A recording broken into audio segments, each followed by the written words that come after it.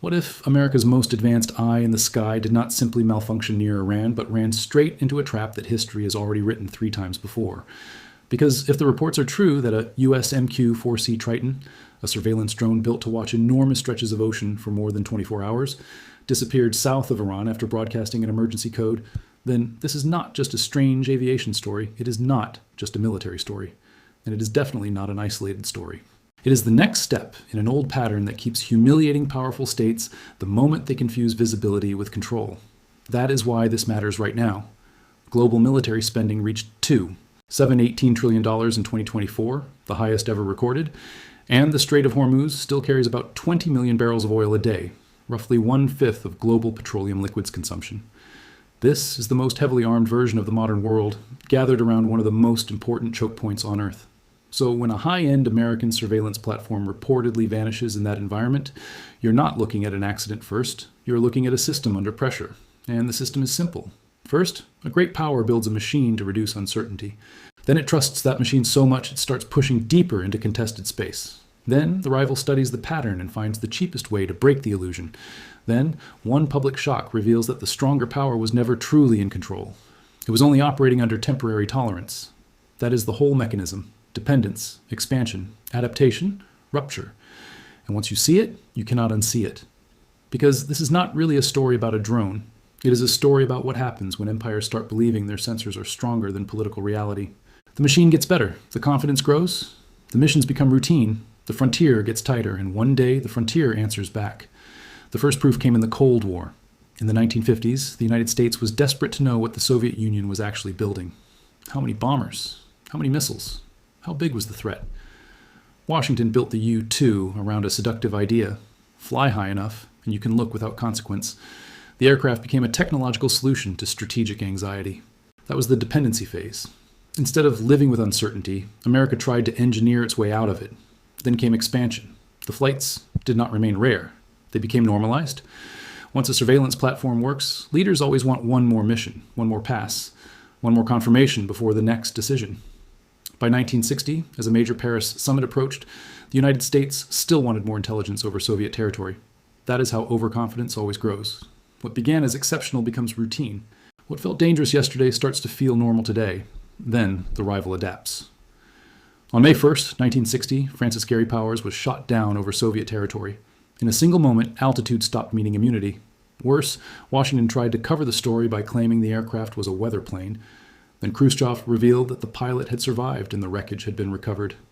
The plane did not just fall out of the sky, the whole narrative fell with it. And then came Rupture.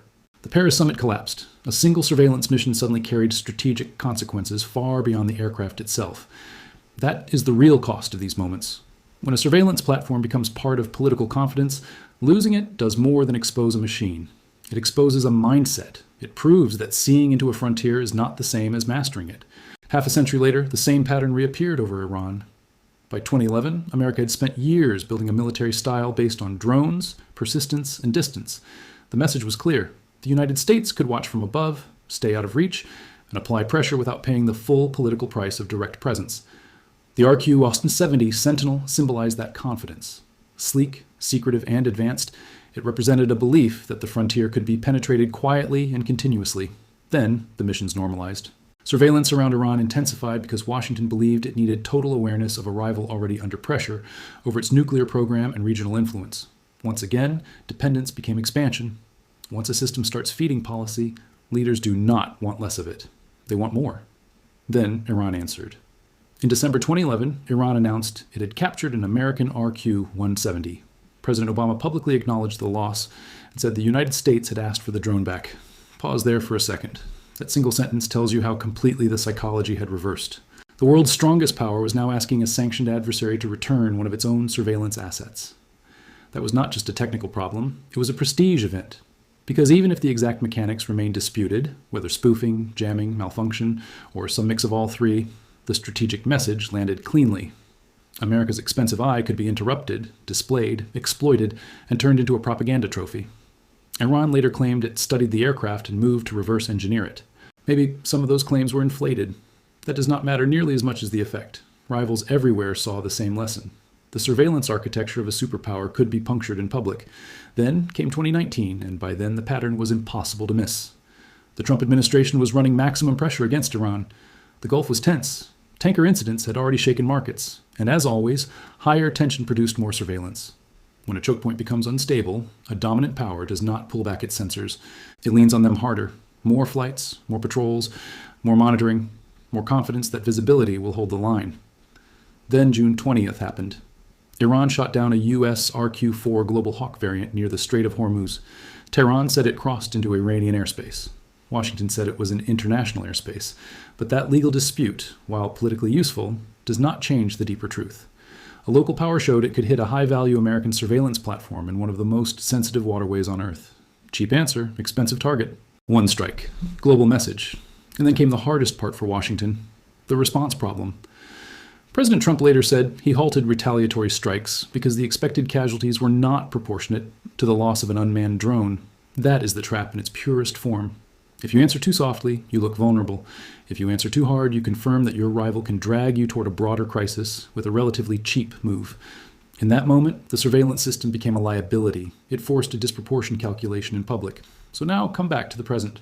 In early February 2026, the United States shot down an Iranian drone approaching the USS Abraham Lincoln in the Arabian Sea.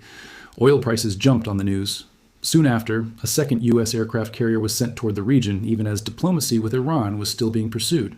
That is not random background tension. That is the system heating up again. More presence, more signaling, more surveillance, more pressure in and around the same corridor that already taught this lesson in 2019. And that is why the reported disappearance of an MQ-4C Triton near Iran matters so much, even before every detail is confirmed.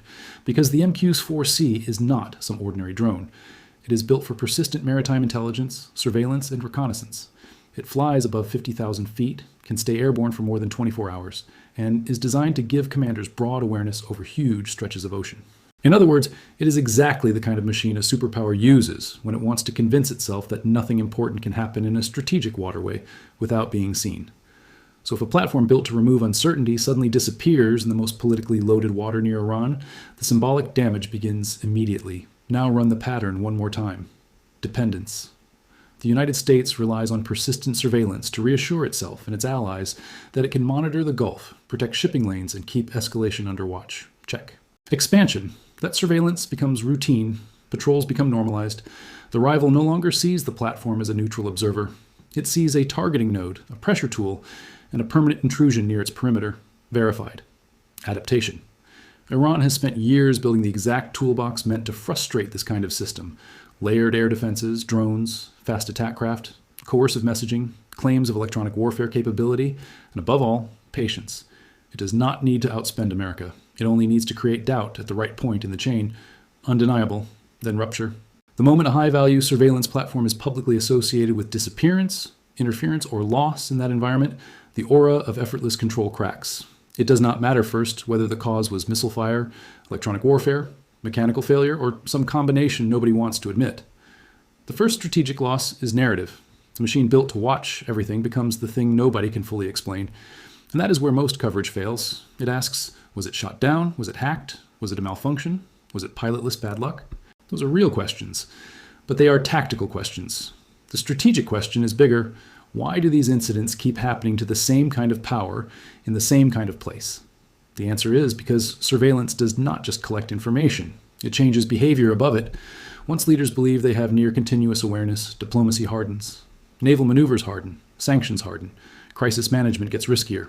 Uncertainty, which once forced restraint, starts to look manageable. The machine whispers that escalation can be calibrated because the battlefield can be watched in real time. But the rival understands the weakness inside that confidence.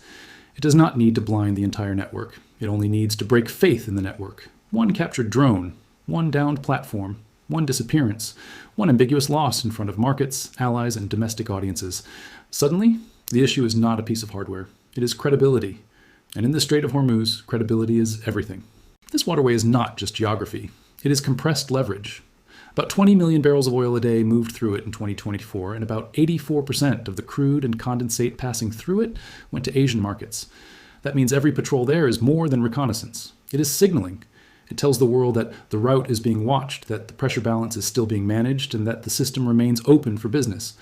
So when uncertainty enters that corridor, the audience is global. Beijing notices, New Delhi notices, Tokyo notices, energy traders notice, insurers notice, allies notice, rivals notice. And because the corridor is so important, even ambiguity becomes powerful. Sometimes a rival does not need to prove exactly what happened. It only needs the other side to look unsure in public. That is why this kind of incident carries such a large shadow. If a surveillance drone vanishes over an irrelevant stretch of sky, the story stays technical. If it vanishes near Hormuz, the story becomes systemic. Markets ask whether the corridor is stable. Partners ask whether American surveillance dominance is as durable as advertised. Rivals ask whether the pressure point is working. And there is something even darker here. Prestige shocks rarely produce humility. They usually produce escalation in cleaner language. Bureaucracies respond by demanding more redundancy, stronger escorts, tougher rules, denser patrols, harder postures, and better electronic protection. On paper, that looks like correction. In reality, it often means stage 2 gets stronger. The system responds to exposure by deepening the very presence that created the exposure. So the empire doubles down on watching. The rival doubles down on denial. And the frontier becomes more dangerous for both. That is why "this time is different" is such a dangerous sentence. It was not different in 1960, when altitude looked like immunity.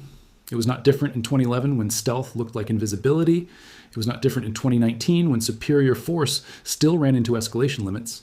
And it is not different now, just because the sensors are more advanced and the software is better. Technology does not erase the trap. In many cases, it sharpens it. The more advanced the platform, the more symbolic the loss. The more a state depends on elite surveillance assets, the more each failure matters.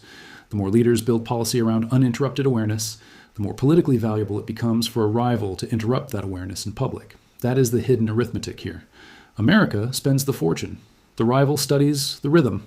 America buys altitude, endurance, and data fusion. The rival looks for the cheapest way to create doubt. And when doubt appears in the right corridor at the right moment, the expensive machine becomes a stage prop in someone else's strategic theater. So do not read this as a story about one aircraft. Read it as a story about the edge of empire in the sensor age. The late imperial danger is not always blindness at the start. Often it is oversight, too much confidence in constant monitoring, too much confidence in remote reach, too much faith that the map on the screen is translated into political control on the ground, or in this case, on the water and in the air above it. But observation is not sovereignty. A radar track is not obedience. And a drone orbiting near a frontier does not mean the frontier has accepted the orbit. It only means the bill has not arrived yet. So here's the real warning. If the reported disappearance of the MQ-4C Triton is confirmed, then the most important question will not be what happened to the drone. The most important question will be what this says about the stage the system has reached. Because once prestige rupture begins, the next moves usually get more dangerous, not less. More surveillance, more signaling, more brinkmanship, more chances for one technical event to become a political crisis. That is the pattern. Not a theory, a pattern. And if you want to protect yourself from being blindsided by the next headline, stop focusing only on the object that disappeared. Focus on the machine that made the disappearance predictable. Because the real story is not that America built a drone that could watch the Gulf for a day. The real story is that powerful states keep building machines that make them feel safer, then pushing those machines into spaces where every hour of visibility quietly increases the price of eventual failure. That is what happened before. That is what may be happening again. And that is why this moment matters. Because when a superpower starts mistaking surveillance for control, history does not correct it gently. It waits, it studies. And then, at the most exposed point in the system, it answers. If you want the next video, stay with me, because the next layer of this story is even bigger than the drone. It is how choke points become traps, how prestige failures spread through markets and alliances, and why the next phase after surveillance rupture is often the phase that pulls entire regions toward confrontation. The machine is already moving. The only question is whether you will recognize the pattern before the next break becomes impossible to ignore.